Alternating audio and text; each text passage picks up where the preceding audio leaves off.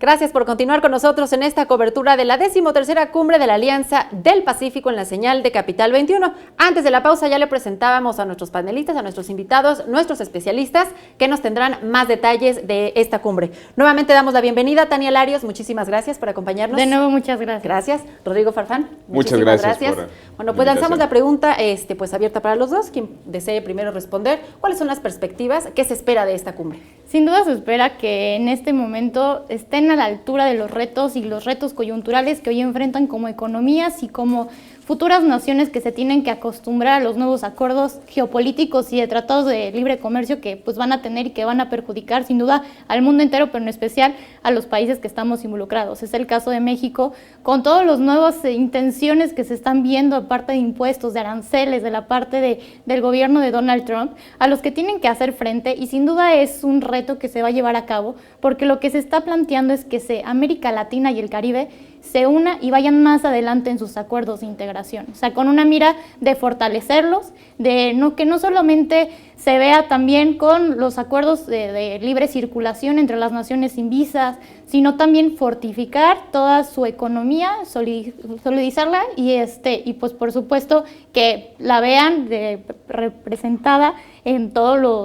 los consumidores y toda la gente que pues tenga éxito. Rodrigo, tu respuesta, ¿qué esperamos de esta cumbre? Claro, sin lugar a duda, bueno, hoy el mundo vive un momento distinto. Hoy estamos ante acontecimientos políticos, económicos y comerciales muy diferentes a los que se suscitaban cuando inició precisamente hace 7 años esta cumbre. Hoy, sin duda, yo creo que este mecanismo de integración regional, comercial, financiera, de todos los sentidos, ha dado frutos muy benéficos para las economías de estos 4 países. Tan es así que, bueno, hoy tenemos, por ejemplo, en la puerta, países que buscan esta integración como Nueva Zelanda, como Australia, como Singapur, como Canadá, y eso, pues bueno, da buenas señales sobre todo en lo que repercute a la integración global y por supuesto que en América Latina. Hoy, sin lugar a duda, nosotros como nación atravesamos un momento diferente, hoy un momento trascendental, más bien dicho, y creo que esta cumbre deberá ayudar a fortalecer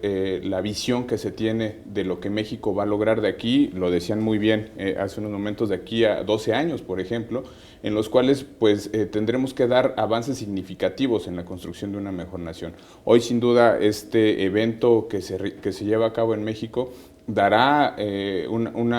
vislumbrará esos avances que se tienen, pero además tiene los reflectores de muchas naciones. Hoy 55 países además estarán como observadores y otros 2 que están en vías de querer firmar este protocolo de Estados Libres Asociados, como lo son Corea del Sur, por ejemplo, como lo es Ecuador, y pues bueno, los ojos del mundo, sobre todo creo yo de los países asiáticos, hoy ante esta guerra comercial que se empieza a suscitar entre China y los Estados Unidos, pues bueno, da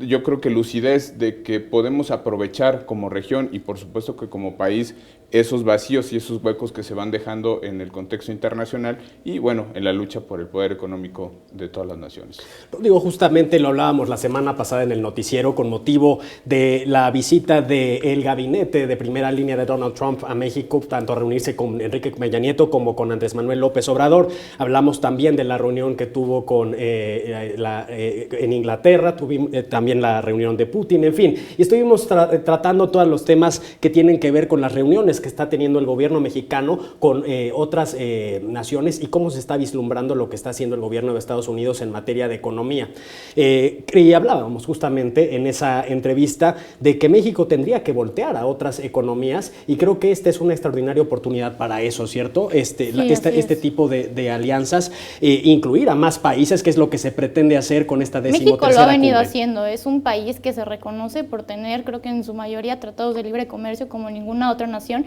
y justamente prever estas situaciones mirando justamente a países asiáticos, acaba de reforzar todo su acuerdo con la Unión Europea, y si nosotros vemos a la Unión Europea, podemos ver cómo es un caso de éxito de integración de un bloque comercial de la zona euro, donde todos los países que conforman la Unión Europea se hicieron mucho más fuerte a raíz de poner las condiciones para que entre ellos puedan crecer y puedan mejorar. La ONU ahorita juega un papel importante en esta cumbre. Se están viendo que se tiene que firmar una carta entre todos rumbo a la visión 2030, que va con la Agenda 2030, viendo países más sustentables, también con países con mirar y tener un mejor desempeño, vencer la pobreza, vencer el hambre, para que se pueda desarrollar con mira al 2030, pues países mucho mejores. Ya que hablabas de esta fórmula, Tania, pues, de fuerza igual,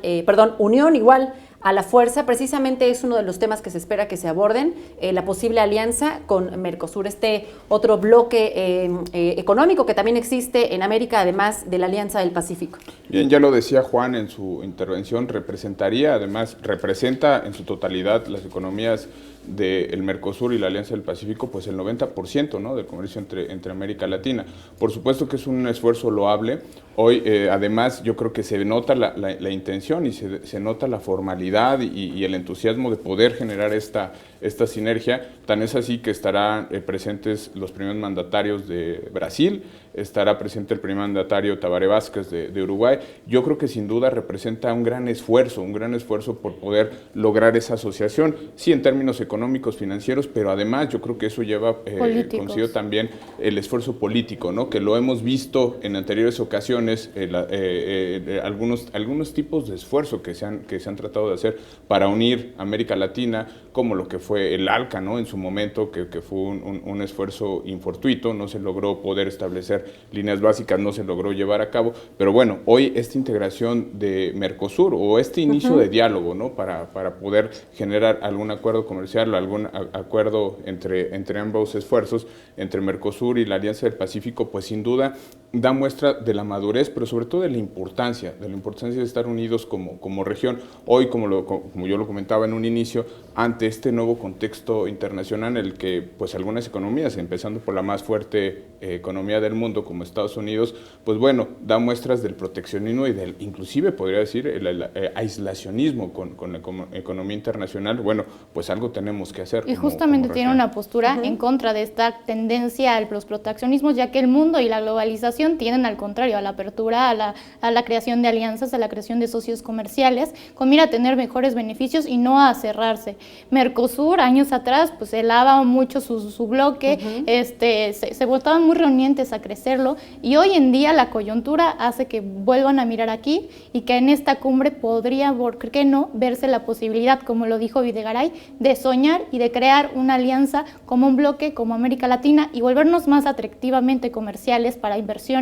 al resto del mundo, que sin duda cuando ven países que optan por la estabilidad, optan por el diálogo, optan por las buenas relaciones internacionales, la apertura comercial, las negociaciones, siempre tienden a invertir mucho más de lo que han hecho, y pues eso beneficiaría a todos nosotros. Es importante que también, como bien decían, ya están poniendo atención a las pequeñas y medianas empresas, a cómo involucrar las tecnologías que ellos ya conocen, a cómo hacer el intercambio pues, estudiantil entre todos estos países, para que todos vayan creciendo y vayan en sus fortalezas, compartiéndolas con el resto de estos países y puedan ir desarrollándose mejor. Ahora, ¿cuáles son los retos a los que se está enfrentando esta alianza con el gobierno entrante, un gobierno de izquierda que por lo menos en su campaña tuvo algunas propuestas que podrían plantearse de manera pues proteccionista desde una forma a la distancia? No sabemos cómo va a operar ya estando ahí. Ahora, también hay una crisis política en Perú. Colombia está por entrar, también su nuevo presidente, en medio de algunas otras prioridades que ha prometido dentro de su campaña. En fin, no es un momento pues, el más adecuado para que sucedan quizá estos buenos deseos de los que estamos hablando, pero creo que tendría que haber un sobreesfuerzo para llevarlos a cabo, ¿cierto? Por supuesto, digo, hoy en este año precisamente pues, se han venido dando estos cambios de entrada en los 4 países que forman de manera formal esta alianza. Chile, que bueno, pasó del gobierno de la presidenta Bachelet, ahora con Piñera. la convulsión política que hubo, que llevó al anterior presidente de Perú a renunciar, y hoy tenemos un nuevo presidente en Perú, precisamente en este año. En Colombia acaba apenas hace unas semanas de haber una elección presidencial que hay que enmarcarlo. Iván Duque, pues bueno, es parte de la continuidad del actual gobierno de Juan Manuel Santos. No solo en México, también lo decían ustedes ya especialistas, en Colombia, recientemente en otros países.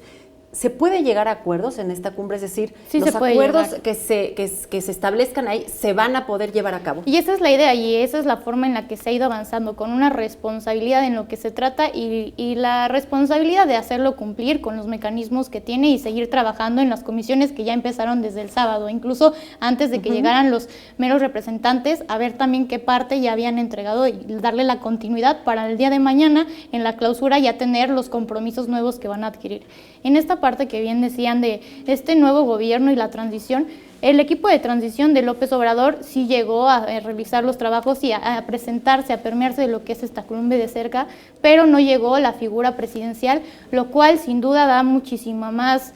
validez para negociar y tranquilidad a los otros países. Sí sabemos que hay muchos cambios en las naciones, ahorita como bien decían, los 4 presidentes que conforman este bloque han sido cambiados en los últimos años, pero sí vemos ejemplos donde si no siguen los acuerdos, por ejemplo en el caso de Venezuela que formó Mercosur, pues bien son expulsados o suspendidos de estos acuerdos por no llegar y por no realizarlos como se habían comprometido a hacerlo. Entonces sí vemos que México y el equipo de transición tiene la obligación de dar continuidad a todas estas manos y alianzas, esfuerzos que se han venido haciendo por parte de la integración y esta cumbre y lo que se espera hacer. Entonces sin duda también es una oportunidad para que no opten por esas prácticas proteccionistas y que se den cuenta ya con América Latina conformar un bloque que va a tener muchísima esencia, muchísima alma y un espíritu de toda América Latina y el Caribe, salir juntos, unidos, fortalecerse y dar un buen respaldo ante lo que viene en términos de guerra comercial entre Asia, Oceanía, Europa, que sin duda va a ser necesario. Como bien mencionas, Tania, está presente en esta cumbre el futuro gabinete de Andrés Manuel López Obrador, parte de lo que será su gabinete. Pero ¿qué opinión les merece que haya cancelado Andrés Manuel López Obrador la visita a esta cumbre? Mira, yo retrocedí un poquito en la intervención anterior. Creo que en el caso, por ejemplo, de Chile y de Perú, pues no me queda duda que, bueno, la intención y sobre todo la línea discursiva y de acción, pues es prácticamente la continuidad del proyecto que ya se tenía. En el caso de Colombia todavía pues no sabemos, igual que en el caso de México, porque todavía no han entrado los mandatarios. No tengo duda que en el caso de Colombia pues habrá una continuidad. Digo, Duque es parte de la continuidad del gobierno del presidente Santos, pero México precisamente ¿cuál va a ser esa línea de acción? Tampoco veo mal que haya cancelado el presidente virtual electo, no sé cómo se le puede llamar a esa figura, porque todavía él dice que todavía no tiene la constancia de mayoría. Yo esperaría que fuera el tema de la continuidad de un proyecto tan benéfico para la región, pero por supuesto para México. México prácticamente representa el 50% del intercambio comercial y de la economía de este bloque regional, pero sin lugar a duda el hecho que López Obrador no viniera, sí es una línea de respeto, pero también habrá que ver cuál va a ser la línea a seguir, porque lo supimos, digo, no sabemos cómo va a gobernar, pero lo que escuchamos en la campaña, pues que atendía un poco a temas de proteccionismo económico, sobre todo donde él refería que habría que fortalecer el mercado interno, sobre todo ante la amenaza de los Estados Unidos. Eso pues da indicios de que pudiera ser de alguna u otra forma. Es una buena señal que esté el futuro secretario de Relaciones Exteriores, la futura secretaria de Economía, el futuro negociador del Tratado de Libre Comercio, porque eso da además una idea de que están inmersos en el tema, que van a estar complementando seguramente algún tipo de trabajo con el actual gobierno. Desde el inicio hubo un buen entendimiento cuando vinieron los enviados del presidente Trump con entre el gabinete actual en temas económicos como con el que va a entrar, en donde inclusive algunas flores ahí echa el presidente Obrador, el presidente virtual electo López Obrador, sobre los que están llevando a cabo las negociaciones del Tratado de Libre Comercio, en específico con Ildefonso Guajardo, en el que hacía buenas membranzas, ¿no? sobre él. Hoy escuché hace rato una declaración de Jade Kolpolevsky, que es la presidenta del partido que actualmente ganó la presidencia de la República, y decía que veía con buenos ojos este tema de la reunión de empresariales, que los empresarios son los que al final de cuentas dan el trabajo al pueblo, a la sociedad, y bueno, eso da a lo mejor alguna cuenta fue un de tema que podría ser. que probablemente no quedó muy claro. De hecho, fue algo que se abordó durante los debates presidenciales, inclusive se les lanzó la pregunta directa: gobiernos abiertos o cerrados, y bueno, los diferentes medios de comunicación así dieron cuenta de ello. No quedó del todo claro cuál era pues su opinión, su postura respecto a ese tema, que justo es el que se está abordando en esta cumbre: abrir los mercados, abrir las transacciones económicas. Claro, yo creo que habrá que ver cuál va a ser seguramente los apuntes finales o cuáles serán las conclusiones del equipo de transición de López Obrador respecto a la actual cumbre que se lleva a cabo en Puerto Vallarta, pero más allá de esta cumbre o más allá de este mecanismo de integración regional, cuál va a ser la visión que va a plasmar respecto al contexto internacional, en especial con el Tratado de Libre Comercio con Estados Unidos y Canadá. Tengo entendido que esta semana estará visitando la casa de campaña o las oficinas de López Obrador la ministra de Relaciones Exteriores de Canadá. Creo que es una buena señal. Ya se tuvo interlocución con Estados Unidos, ya se tiene con Canadá, que además Canadá hoy en esta renegociación pues es un aliado indiscutible para afrontar los embates del presidente Trump. Creo que no nos podemos cerrar al mercado global, no se puede cerrar México, sobre todo por las condiciones en las que estamos a este entorno internacional, pero tampoco podemos estar ajenos al contexto que se genera, además, más allá de nuestras fronteras y a los intereses políticos y económicos que conllevan los países con los que estamos negociando. Ahora, el presidente Trump, con esta postura proteccionista que hemos visto a lo largo de lo que va de su gobierno, que ha puesto los aranceles a México, a China, a economías muy potentes, quiero decir potentes en el sentido del intercambio comercial que tiene México, es uno de, pues digamos, eso es su vecino, ¿no? No es quizá el principal país con el que tiene intercambio económico, pero sí tiene un intercambio, pues digamos, álgido, ¿no? Hay una economía que va, exactamente, va de ida y vuelta todos los días.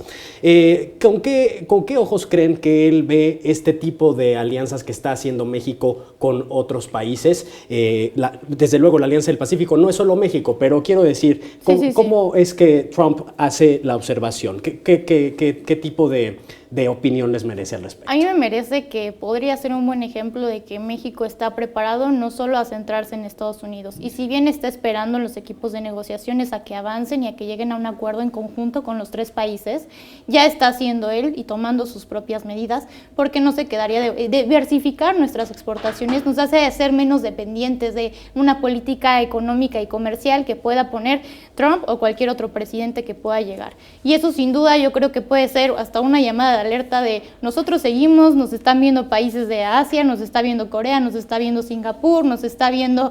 Nueva Zelanda, y México no se va a quedar solo con un solo socio, ¿no? Tenemos muchos socios, y esto es algo que se ha visto y se ha privilegiado a nivel internacional y se le ha reconocido a México siempre, esta disposición y esta capacidad, porque no es fácil, de crear nuevos acuerdos comerciales, de crear alianzas, de crear algunas incidencias en ciertos productos, ciertos artículos que pues, son importantes para ya sea terminar de crear algún producto y llevarlo, que México es la verdad líder en que aquí viene una pequeña pieza que se manda y al final hacen un celular, pero pues en eso también somos principalmente líderes, ¿no? Y me parece muy importante que Donald Trump, al ver esto, tome una reflexión y también mire a acelerar los acuerdos, porque el tiempo que él se tarda y el tiempo que existe esta no saber qué va a pasar, es tiempo que ya las grandes empresas están viendo con qué otros países van a depositar sus inversiones, de países donde sí opten por acuerdos, sí opten por una responsabilidad, sí opten por generar para ellos mayores ganancias a través de mejores acuerdos comerciales, con mejores relaciones con los países, que me parece como que muy real y muy básico. Y eso es algo que yo creo que la industria automotriz y entre otras cosas tienen nerviosa a Donald Trump. Si se lograra esta parte de Mercosur, México y Brasil dominarían abruptamente por la parte de autopartes partes y la parte de todo el sector automovilístico que existe, pues que generaría una ventaja muy importante. Me gustaría pensar, como bien dijo Videgaray, a soñar con que se creen estas cosas, porque realmente el bloque de América Latina y el Caribe sería muy fuerte y podríamos competir mucho más y mejor con el resto del mundo. Muy bien. Precisamente, bueno, los temas están puestos ahora hacia la costa asiática del Pacífico. Vamos a hacer una pausa, lo dejo aquí sobre la mesa. ¿Cuáles serán las posibilidades reales de México de negociar con esta otra parte del mundo? ¿Les parece si lo meditamos? Vamos a una pausa y al regresar seguimos con esta cobertura especial de la 13ª Cumbre de la Alianza del Pacífico. No se vayan.